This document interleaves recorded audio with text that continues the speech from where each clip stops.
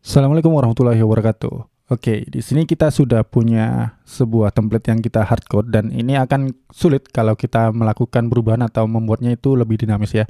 Jadi kalau di view itu ada yang namanya method data. Nah, jadi di sini kita akan hapus dulu dan kita masuk ke app.js. Nah, di sini kita akan buat sebuah eh, method data seperti ini dengan tanda kurung, kemudian kita gunakan kurung kerawal seperti ini. Nah, di sini pada metode data ini kita akan return sebuah data ya. Jadi kita gunakan return, kemudian di sini kita akan return sebuah objek misalnya ya.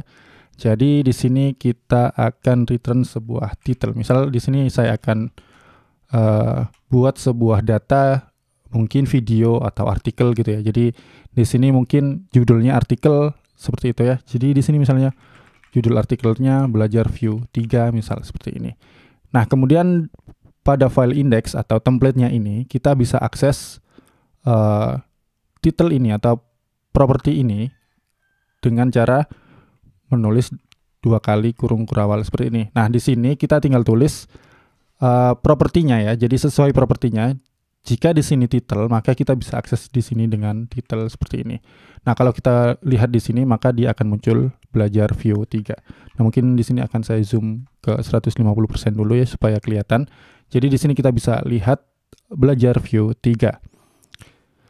Oke, nah jadi ini secara dinamis akan berubah ketika di sini ada perubahan, entah itu nanti dari sini kita ubah datanya atau perubahan yang berasal dari event atau reactivity atau apapun ya. Jadi kalau ada event klik, event submit dan lain-lain mungkin datanya berubah, maka dia akan otomatis berubah karena kita sudah nggak hardcode judulnya di sini langsung ya. Jadi kita letakkan di metode data ini. Nah, di sini kita juga bisa menambahkan beberapa data sesuai keinginan ya. Misalnya di sini akan saya tambahkan author ya, misalnya seperti ini. Autornya misal kawan coding atau mungkin nama saya aja ya, jadi Amirul misalnya seperti ini. Kemudian kalau artikel atau video itu kan ada views misalnya views seperti ini atau read gitu ya. Kayaknya reserve keyword ya, jadi di sini nggak bisa gunakan read atau read count ya, misalnya seperti ini. Nah, di sini kita buat, oh ternyata masih bisa seperti ini mungkin ya. Oke, kita coba aja dulu. Jadi ini warnanya merah seperti ini, berbeda dengan yang atas seperti ini. Atau mungkin error atau enggak ya, kita coba dulu. Jadi read count di sini kita tulis misalnya sudah dibaca 39 orang atau 30 orang.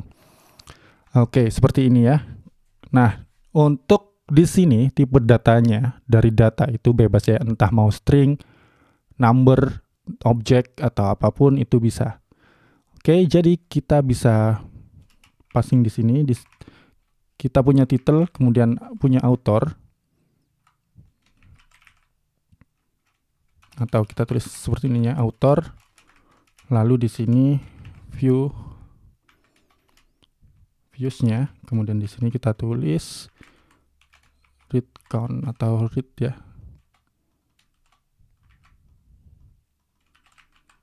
Oke, kita coba refresh. Kita cek di sini dan di sini ada belajar view 3, author, kemudian read-nya sebanyak 30 seperti ini. Oke, nah yang nggak bisa dilakukan itu adalah ketika kita menulis ini di luar ID app ini ya, karena view itu di mount atau view-nya itu atau fungsi ini di mount ke dalam elemen dengan ID app ini. Nah, kalau kita coba di sini, maka dia nggak berfungsi atau nggak berjalan karena karena view-nya itu hanya mengontrol pada bagian elemen ID app ini aja. Nah, kalau kita cek di sini maka akan muncul title seperti ini.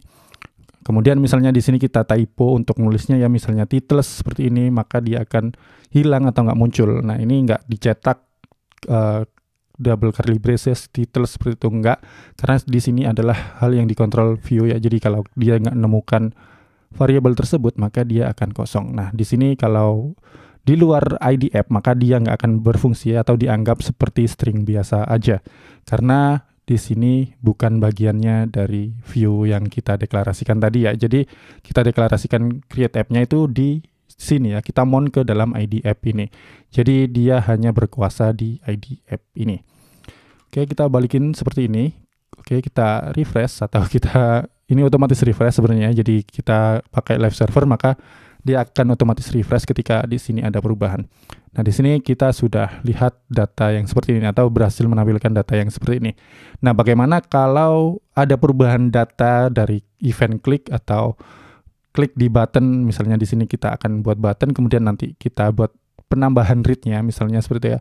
Anggaplah button itu untuk show artikel seperti itu, maka nanti count dari read-nya akan bertambah dan mungkin kita juga bikin fungsi untuk decrease-nya gitu.